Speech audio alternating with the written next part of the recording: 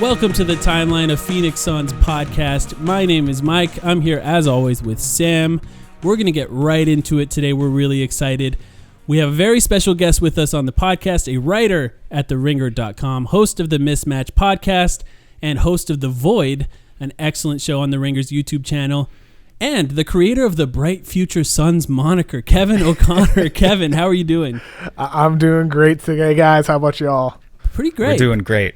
Really appreciate you coming on. I think that you have a very special place in a lot of Suns fans' hearts for sometimes the simple reason of you watched the Suns when they were bad, which I think is more than a lot of people did. Obviously a lot of people in the general public didn't, but I think to an extent, people who cover the entire NBA, they have to balance their time really carefully between the really good teams and the teams that are rebuilding or struggling or whatever the Suns were doing for a long period of time. And I think for us, for Suns fans, it was very clear that you were always paying attention and watching.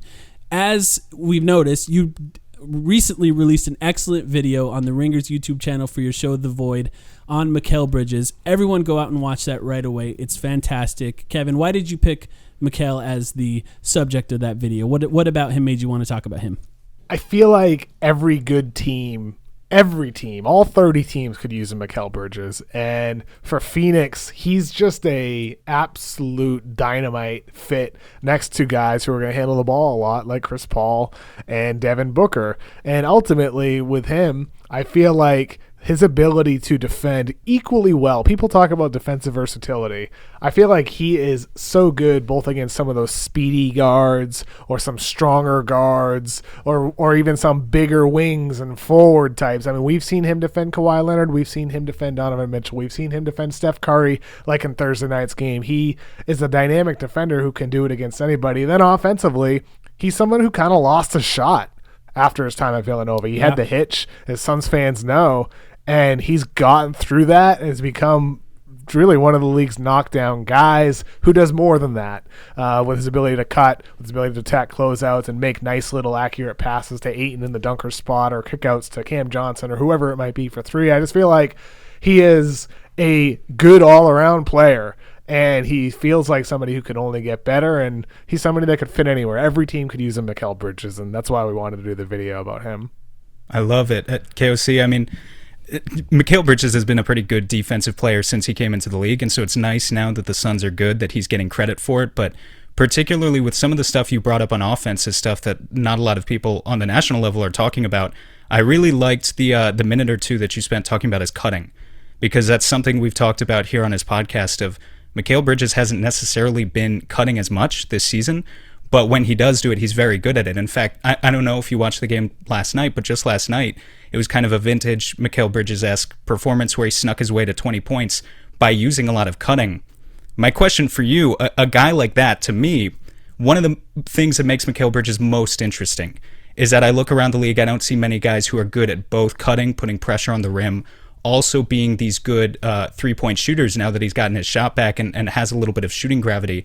How do you feel about that aspect of his game? Kind of like the idea of being a superstar role player, if that makes sense. And if you are one of those players like Mikal Bridges, where do you find the balance between doing those two things and kind of finding your spots within the flow of the offense? That's a really good question. And, just you mentioning him being a star in his role kind of makes me think of like how we kind of determined to present the video. Like the headline was like emerging star. And I mean, like star can be looked at as so many different ways, like top 10 player, top 20 player, MVP candidate, or it can be star in their role. And ultimately, I feel like he's exactly that, as you said. He's a star in his role. And part of the reason why is because he does and that's one of the things him and I talked about, is his ability to balance and read the floor and read what his defender is doing. I thought his quote inside the video about, oftentimes he's defending the best player on the other team, and oftentimes that best player is defending him because the opponent may want their defender to get a little bit of rest, chill out, thinking, spot up shooter, just relax. He's standing here in the corner. And Mikal was like, there were times I'm standing there spotting up in the corner And I see them relaxing. I recognize that he's relaxing. He's not in a defensive stance, so he's just kind of dazing out, whatever it might be. And he knows that's a moment for him to cut to the rim or do something off ball, set a screen, whatever it might be to make the defender work. And I feel like with him, you said how the word you used was snuck his way to 20 points. That's what happens a lot with him. Like even his 34-point game, a lot of it's just within the flow of the offense. And with him, I feel like he's just a smart, high IQ player, and so much of that comes from his time. He said, playing in a high school system that emphasized cutting and passing, and then playing in college at Villanova, motion offense, one of the most really pro, offenses that we have in college basketball with Jay right there. And then now in the NBA with Monty Williams doing what they're doing, I feel like it's every step of the way has been perfect for his mindset and approach to the game and the way he looks at it and making winning plays. And he's just been in good developmental situations that have only further enhanced that ability. So he has that balance. Yeah, I thought one of the more insightful things in your video was when you noted that he doesn't like the 3-and-D title for him specifically. And I don't know that it was necessarily players like him, but specifically him. That he feels almost like it's sort of boxing him into a guy that just shoots and plays defense. And I thought that was especially interesting that, I watched that video yesterday, and then to watch the game against the Warriors, something he noted after the game was that he hasn't been run off of his three-point shot in the NBA until recently. It's just now that people are covering him like he can make it at a 45% rate, because he struggled in his first two seasons. You noted the hitch in the video as well. And Monty told him to look for ways to cut. And it was interesting to hear him, to hear you note that in your video. He doesn't like that moniker. And then to see him take advantage of people running out to the three-point line at him and finding ways to cut. And somehow Frank Kaminsky, of all players, finding him on those cuts over and over and over again against the Warriors. I do want to ask you, what do you think? He's going to be eligible for a contract extension, and it's going to be a fascinating thing to see what he gets in that contract extension. I've noted it before. If for some reason they don't give him an extension after this season, Suns fans can feel free to protest that as much as they want. I'll join them. But what do you think his ceiling is as a player? He's older. He was drafted as a guy who went all 4 years in college. This next contract's going to be important for him. How good do you think he can be in this next contract? I think so much of that is partially due to opportunity and situation with Devin Booker there. And, we'll see how Chris Paul ages and if he, stays around for X amount of years, like deep into Mikal Bridges' next contract. But ultimately with him, I think in all likelihood, he'll become like a better version of what he is today. You mentioned attacking closeouts. That's one thing we didn't really hit as much in the video. I think he's quite good at it, considering the fact he hasn't been run off the line a heck of a lot until this season. But it's still an area of improvement. And ultimately for him, I'm not sure I see the on-ball shot creation role for him in Phoenix. But if you're able to get that out of him in moments, that is what can really raise his ceiling. If that can happen before contract extension time or during that next contract, ultimately that's really the only significant missing piece in his game is off the dribble. This season he's only 7 of 24 on dribble jumpers in the half court according to Synergy, so below 30% shooting. He's better than that number. He was better last season, but continuing to improve his ball handling, continuing to get better, scoring against a defender being in his face. That's what can raise his value, but I don't know if that opportunity will be there in Phoenix. I mean, do you guys see that path towards more pick and roll opportunities for him in the near future with Booker and Chris Paul and even Campaign coming off the bench helping run the offense? I personally do. The reason being, we'll get more into the overall team and maybe some of the weaknesses in a little bit in the conversation, but the Suns right now are a very contact-averse team. That's just how it is when you have a Chris Paul run team. And so any guy who's willing to put a little bit of pressure on the rim and try to get to the free throw line, I don't necessarily know if Mikal has it in him to be good at it this year, but I do think the opportunity is there for anyone who wants to try. Even just in the past few games, they've been encouraging without Booker in the lineup, Jay Crowder to attack a little bit, to attack closeouts when he can, and run a couple pick and rolls here and there. So I do think the opportunity is there. I don't know if he's, as you said, I don't know if he's going to be super great at it. I do want to ask you, though, kind of moving on to some of the team defensive schemes, something tangentially related to the video.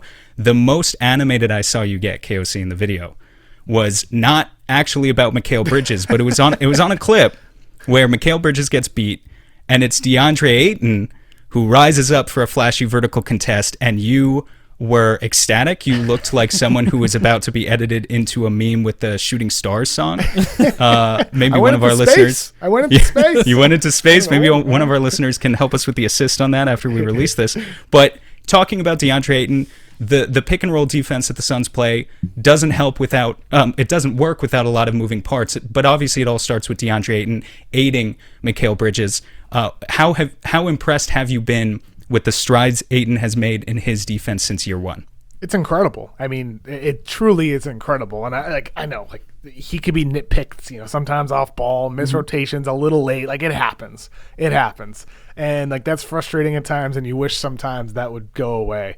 But ultimately, what he was as not just a rookie in the NBA, but what he was as a freshman at Arizona, the difference is so dramatic that this isn't something that I could have seen coming from him, because I liked Ayton as a prospect. I did a lot. I believe I had him ranked second behind Luka that year, and ultimately I viewed him as a good fit in the NBA, a good long-term guy. But for him to be doing it already in year 3, considering where he started, that's abnormal to me. And I think that's a testament to the work he's put in individually. It's a testament to the player developmental program there, the coaching around him, trainers around him, but also just specifically to his mindset. As a guy who's drafted number 1 in the draft, so many of those players, they might rather be scoring 24, 25 points per game, getting 16, 17 shots per game, up from last season. He had 15 shots per game last year. He's down to 10 right now. I don't think there are a lot of number 1 picks that would buy into that situation, to buy into this role in the way that he is. And I respect that, as a player, for him to do that to sacrifice those shots, because ultimately it's playing into the winning. And even if sometimes there's some mistakes on the defensive end, or sometimes his turnaround jumpers on the post can be frustrating, and he still has little quirks in his game that you wish could be ironed out. But overall, I'm blown away by where he is in year 3 from where he was as a prospect at Arizona and where he entered the league as a rookie.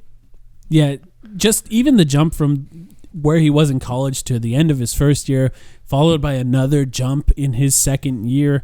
The strides that he's made on defense has been fascinating. And I do think the nitpicking that you're talking about, I think, is especially interesting, because as soon as the Suns traded for Chris Paul, so much of how good they can be falls on how good Deandre Ayton can be, which is, fair and unfair to him. He is good, and he carries a lot on his back, but you think about Devin Booker's third year in the league, there wasn't a lot of pressure for him to win at that point. It was mostly just development over time, and the losses came. Now there's just a spotlight on him, and from that perspective, the Suns lost 3 in a row. They won against the Warriors to stop a 4-game losing streak, which would have been disastrous for Suns fans and interesting for the team as a whole. When you look at where they are now after the Chris Paul trade and how they're performing, is it something where you think that they're underperforming at this point? Should they be better? Did you expect it to take this long for Chris Paul and Devin Booker to mesh? Obviously not a lot of time now with Devin Booker out. Or do you think it's something as wonky as just this COVID season and people being out makes it hard for things to work right away? How do you perceive how they've performed so far? I'm not reading into it too much in terms of record of where the team is right now, considering guys have come in and out. Booker's out right now, so 9-8. Obviously you'd rather be 10-7 or 11-6 or undefeated, 17-0.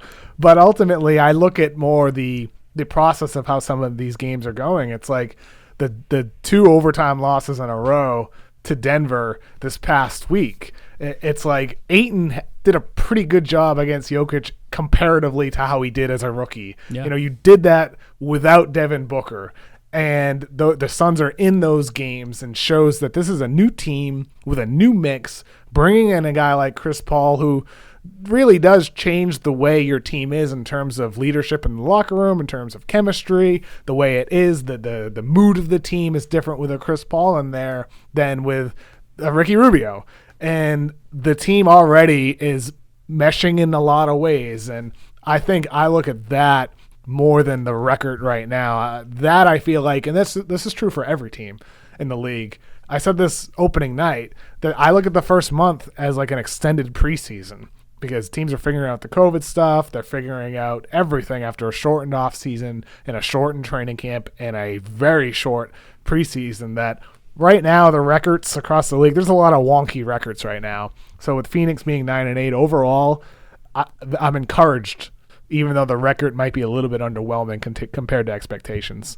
Speaking of wonky records, they're about to play a really fascinating back-to-back with Dallas, who are 8-10. Oh, yeah. That could be fun.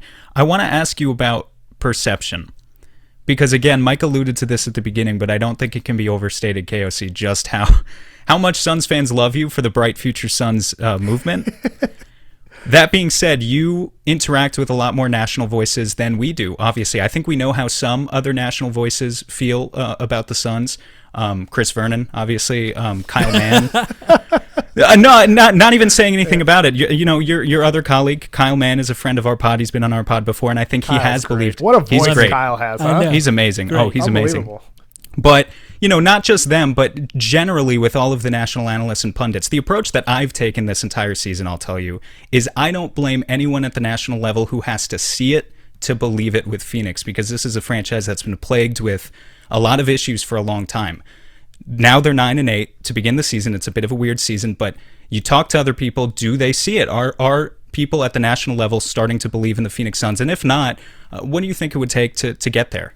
Yeah, I think so. I mean, people think it's a nice team, and I think in terms of like playoff expectations, there will be a large element of people who do want to see it to believe it, because there are also people who look at Chris Paul as somebody who flames out or gets hurt inevitably in the postseason. So you do have some people who look at the team as like a Chris Paul team, not a Chris Paul and Devin Booker and Mikal Bridges and Deandre Hayden team. And I feel like there are certain players on this roster specifically, like even a Cameron Payne. Cameron Payne is not the bust that we saw a couple years back. You know, I mean, this team, I look at the roster, and this is a deep, strong team. It might not be a championship team. It's not a championship team right now compared to the Lakers or the Clippers or some of the, you know, the juggernauts in the league. But this is a highly, highly competitive team that I feel like is it's only really scratching the surface of what it can be in terms of the grand scheme of what the Phoenix Suns organization could be. Like, I'm not sure the Suns will be a title team with Chris Paul. I'm not sure. But I do know, like, Mikal Bridges is only 24 years old. I know Devin Booker is still in his young 20s. And if these guys can grow together and, like, over the next 5, 6, 7 years grow into something really, really special, then you're talking about being a favorite. Right now, they're that team that's going to have to have a lot of good fortune and luck on their way to really go all the way to a finals like we just saw with the Heat last year. And I feel like a lot of national, media that I've talked to at least look at it from a championship perspective. So when I answer your question, I'm answering it in that way. It's fair. Even though that shouldn't be the approach, because it's really about like the next 4 or 5 years with this team and trying to become a title contender when they're not quite there yet. I don't know if that really answers your question. No, it does. And I think it's interesting just because, like you said, it's about Chris Paul for a lot of people. I think that's really where it becomes interesting, is you talk about the next 4 or 5 years, but Chris Paul has 2 years left. So I think for a lot of people, where they get stopped up is failing to envision a future after that, and that's what the Suns still have to figure out. That's why creating positive momentum for them, even if it's only in the form of making it to a second round series this year, will be so important for them. No doubt, it absolutely is. And by the way, like Chris Paul, free agent, he can become a free agent in 2021, but he has the $44 million option. I would assume he'll pick that up. Who knows? We'll see. But like in 2022, 2023, when Devin Booker is near the end of his own deal, If Phoenix at that point has the perception of a team that is ready to contend for a championship with Ayton and Bridges coming up, that's when you're in a situation as a franchise where you can trade for anybody. That's a time where you can possibly sign anybody. And that, to me, is the intrigue more than anything else over the next 2 years. It's about the progress from individual players and the collective unit, especially the young guys, growing together to make Phoenix the clear next team. Like right now, I think they all are like one of those next teams. But there's a difference between being one of those teams and being, oh yeah, that's the next team that's going to be contending for a championship. If one piece is changed or one piece is added, and they are on their way doing that. And Chris Paul, even if he's not part of the long-term future at 35 years old, he's not part of the long-term future.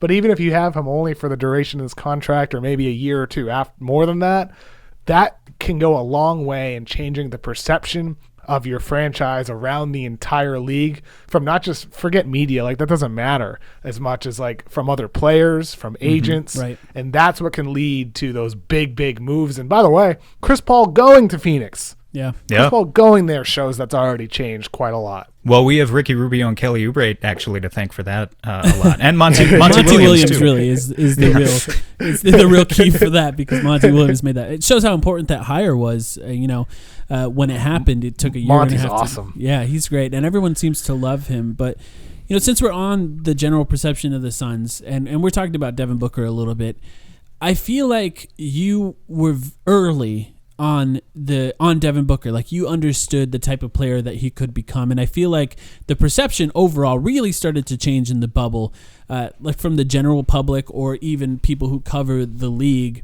I mean, I've heard you take shit for it. Like, I've heard you take shit for it from whether it be Chris or Bill or people who just were not really there yet early in his career, which, as Sam said, is fair. Like, sometimes you just have to see players do it in order to believe that they can be that.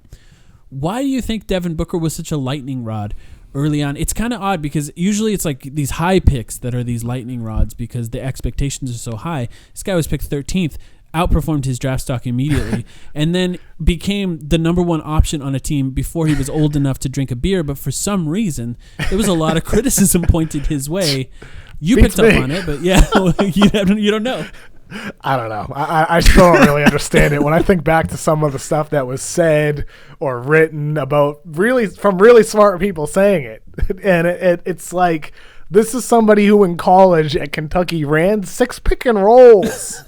I mean, what are we talking about here with his evolution? I never understood why with Booker it seemed like he was just getting beat downs from the media. Oh, he's a ball hog. He doesn't want to be double teamed during, summer workouts. It's like, we're focusing on all the wrong things here. This is an example of a player who busted his ass to work on his game and get better at his weaknesses, and has done it with a new coach every year, new GM, they do everything every year around him, and yet through that he's improved constantly and become a player with scalable talents that can adapt and play next to another star player. We're seeing that with Chris Paul. It's like, it takes a while to get adjusted and develop chemistry. But with Booker, the reason why he was a lottery pick is because of his off-ball scoring, his ability to shoot, his cutting, and be like a smart, secondary shot creator. For him to turn into a primary is amazing,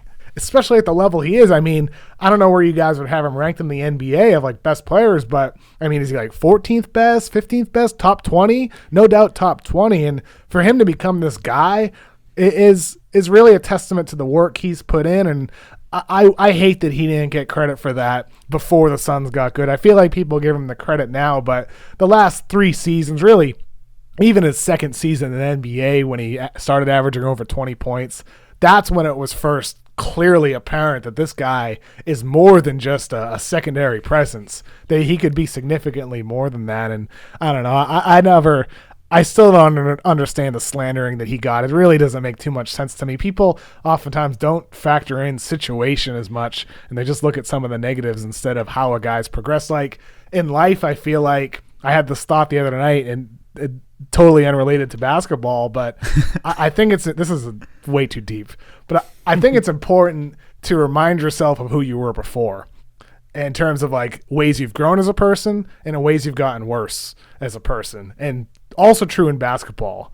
You have to remind yourself, like before last season, when people were talking about the summer, workouts, him not wanting to get double teamed and all that, you have to remember what Devin Booker was before, 4 years ago when he was in college, what he was as a rookie.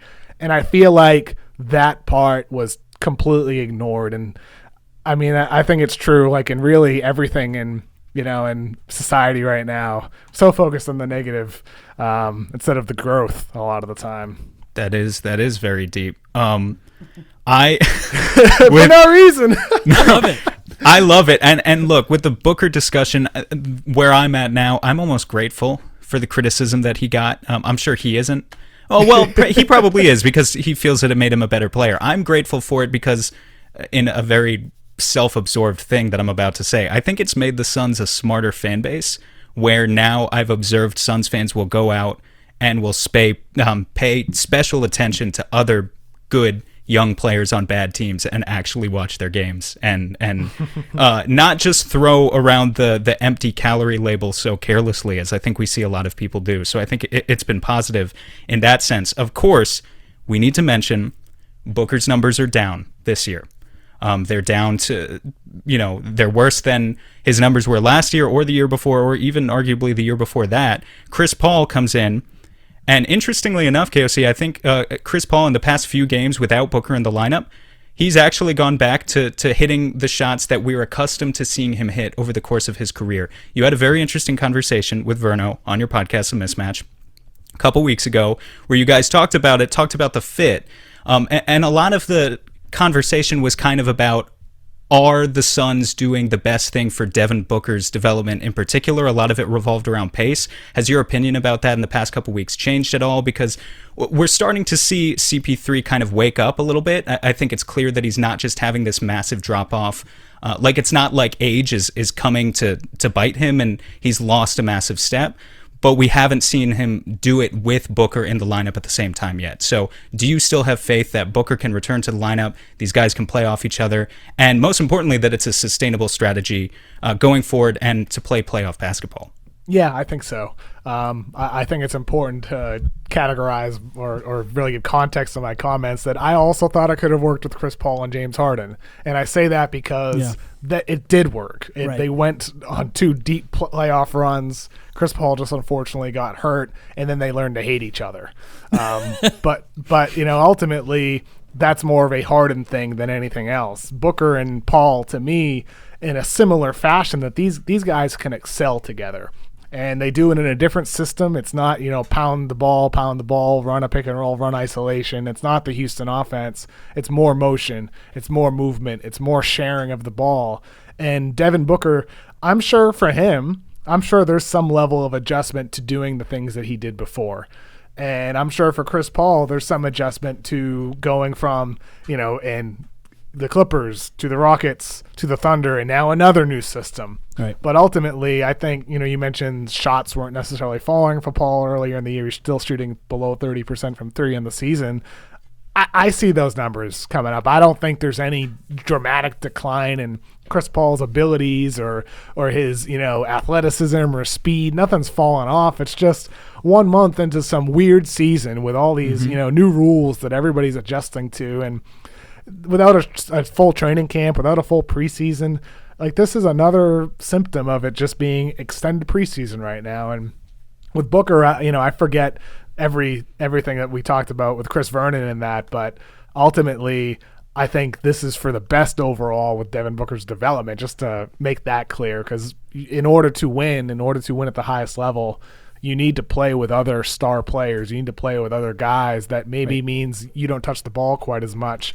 And ultimately, I think these guys can thrive together, and they have really good pieces around them that can help support and enhance them. It just takes time, like anything else. Not every team, new cast of characters put together, clicks right away. It can take a bit of time. It's kind of funny to watch Chris Paul try to speed up the pace a little bit, because it does not come naturally to him at all. It looks very intentional. He's so turnover averse. Like, he just does not want to turn the ball over, which is great. I described it on our last episode with Dan Favali from Bleacher Report. I described it as someone who was clearly building a team for a long time to try to beat the Warriors, where they were trying to slow down the pace constantly. And even with OKC trying to slow down the pace against Houston and just grind everything to a halt. And it's like he has to go against those specific things that he taught himself how to do in the last few years. Always been a relatively slow player, but say it does click. Say it does start to work really well, and we start to see sort of the peak of this team, and they make the playoffs, they get to the playoffs. What do you think the height of this team can be in the playoffs? Like, how good can they be? I know in the West, it's commonly matchup based in the playoffs. So a first round exit is not necessarily bad in the West, compared to a normal year. There's so many good teams now. But what do you think? What kind of heights do you think they could reach? I think the realistic answer is second round in the playoffs. But then again, we just saw Denver go to the Western Conference Finals. We saw Miami go to an NBA Finals. So it would be unreasonable to just say, oh, it'll be the Lakers or the Clippers in the finals. Right. Like that, it's just, there's no guarantees here. Ultimately, I feel like Phoenix is one of those teams that if there's some good fortune that goes their way, if they have like a hot shooting stretch, if, an opponent player has a bad series, like last year with Denver and LA, Paul George has a horrific series. They blow that 3-1 lead. You need some good fortune to go your way. Even when you are the favorite, you need good fortune. And Phoenix would just need a little bit more of it to make, a deep West Finals or even NBA Finals run. But ultimately, I feel like they have the talent. They have the talent to be right there in that level, right below the Lakers and Clippers, like next to Utah, next to Denver. I don't look at Phoenix as, far off from them. And I mean, in terms of team, like we talked about earlier, in terms of record, I don't look at their record as any detriment or knock against them. Just like with Utah being the 1 seed in the West right now, even if they end up with the 1, that doesn't mean that they're the best team in the West. It just means that they had the best regular season. But right. I do think the one thing I will say, the difference between Utah and Denver and Phoenix is that Utah's been together for a lot of time. Denver's been together a lot of time. Phoenix hasn't, and that experience does make a difference. Like if you're really splitting hairs, between teams, I'd put them slightly below because of the experience chemistry aspect. But like you said, if they get it together and if they're rolling, they're right there with those other teams. I think if we're going back to talking about your realistic goal, I think any Suns fan is happy with getting out of the first round. You make it to the second round and this season is a success. Obviously, you want to push further than that. But just to get to that point, is there a team, throw out the LA teams for a second, don't even consider them. Is there a team in particular that would scare you if you're Phoenix in a first round series? And on the flip side, is there one that you think might be a favorable matchup if you had to choose between, Utah and Denver and Dallas and everyone else who's going to be there? I like the way Phoenix played, even though they lost both games. I like the way they played against Denver, and I think Denver has some holes on defense that'll be more exploitable in the playoffs than we're seeing right now in the regular season. I mean, the loss Denver had with Jeremy Grant, forget about what he's done so far this year with Detroit, doubling his points per game, doubling his shots per game. I mean, it's crazy to see what he's doing. Just think about the guy that they had last year. That was an important defender on that team, a versatile defender. And I think about a playoff series, I feel like Chris Paul and Devin Booker could potentially feast if they're picking on mismatches. So that matchup comes to mind. And, I say that after I lost 2 overtime games in a row, but that's the way I feel about some of these West matchups. Utah's going to be tough. Yeah. I mean, their defense is fantastic. Yeah. And they hit shots. They really hit shots. Yeah, they hit shots like Mike Conley going back to being Mike Conley. Exactly. That makes such a dramatic difference with that team because it lessens the load on Mitchell to have to carry the offense. Utah's like really, really good, man. Like they're really good. I said just a few weeks ago that Utah was the team, specifically in our preseason pod, they were the team I wasn't afraid of. Because the entire reason you get Chris Paul is so that you kind of have this bicameral system where you've got these 2 scorers in the playoffs, and Utah doesn't have that with only Mitchell. And, of course, now they're making me eat my words. Their offense actually looks like a pretty well-oiled machine right now, so that's going to be tough. We haven't seen those 2 teams go head-to-head yet, but it'll be interesting. And a lot of people, I think, after these 2 games against Denver were asking for that Phoenix-Denver playoff matchup, and I think a lot of Suns fans are now terrified of that. But I will say, Devin Booker didn't finish the first game. The hamstring injury happened in that game, and then didn't play at all in the second game, and they still took it to double overtime with Abdul Nader and Frank Kaminsky playing in the overtimes. That's not ideal. Even Dario Saric has been a huge piece for this team. Hasn't played due to COVID protocols, likely tested positive at some point. So that's a big piece missing. So that'll be interesting. I think that's a good team to look out for in the playoffs, and something that definitely could happen depending on the matchups in that first round. I just want to switch over to something that's non-basketball related. You play guitar. Our mutual friend Kyle is also a musician. I'm a drummer. I played in bands for 10 years. Sam, co-host here, plays piano. We're all musicians here. It's been, first of all, let's start a band. I'm all for it. I can do other things besides drums if we have another drummer. But 2020 was a weird year for me where I felt like I listened to less music than normal. Oh, I like where this is going. Sorry, I know I'm way off the trail here. I just listened to less music in general because I wasn't driving as much. Just weird things sort of stacked up that made it harder for me to find new music. Kevin, what are you listening to right now? Do you have anything that you'd like to recommend to us or our listeners? I feel the same way as you do about music. I don't feel like I took the time to listen to full albums quite as much. Like my 2020 favorites is mostly stuff that was fed to me from like the Spotify release radar or Discover Weekly stuff. And I don't feel like I've listened to a ton of albums, full on albums. But in terms of stuff that's in my rotation, I'm trying to revisit some of the stuff that I did miss. In 2020, I've been listening to the new Fleet Foxes album. The full album is really fantastic. I mean, the first two songs off that album, it's called Shore, are just unbelievable. So I've been listening to that. I really, really like the live albums released this year by The War on Drugs, called Live Drugs. I really like the live Father John Misty album, and these are some artists that I've loved for years with their studio stuff, and for them to release live music, like Off Key in Hamburg is the Father John Misty album. Like it just helps make up for the fact that there's not live music right now. Right. And so I feel like I've leaned into, YouTube videos of live music or like the NPR Tiny Desk even. Yeah. That has helped kind of fill the void of not having the ability to go to concerts and be in a room of thousands of strangers. And I miss that. I look forward to those days are back. It's a good time. I mean, do you feel like you did most of your music listening in the car? Like why did you not seek it out as much? Yeah, I feel like I was commonly... I think there was like I don't want to get too deep again here, but I do think there was like an emotional element of it where I just didn't. I think a lot of times I associated finding new music with just being happy all the time, and there was so much negativity that it just made it harder to seek out a lot of new music. So you get your spot. I have Spotify, so I got my Spotify Wrapped at the end of the year, and I still had out like 20,000, 30,000 hours of music. Yeah, right. But it was still a lot. Yeah. But compared to a normal year, the previous few years, it was like half of what a normal year was for me. And I was like, oh, that's kind of odd. I didn't really expect that. So I think that was part of it. But I already listened to everything you mentioned here, but I'm going to listen to it even more now with you in mind, Kevin, since you joined us here. Sam, do you have anything else for Kevin before we let him go? No. KOC, thank you so much for hopping on. It's been awesome, man. I appreciate it, guys. One last recommendation. Steady Holiday. It has a new album coming out soon. I really like the singles from that. Living Life is my favorite single, but Steady Holiday's got some good singles out right now. I'll check that one out. Gonna play it right now. There's a lot of good music coming out. It's just finding the time to listen to it. And thank you so much, guys, for having me on.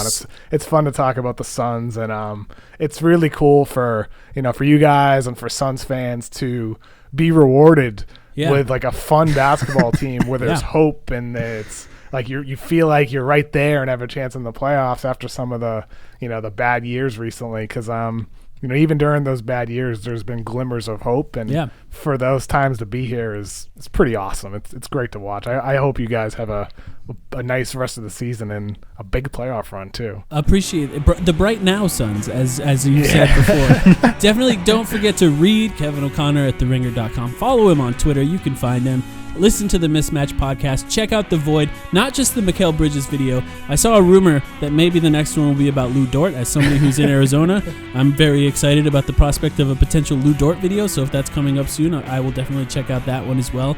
But take a look at all those videos on theringer.com. Kevin, once again, thank you very much. Thank you so much, guys.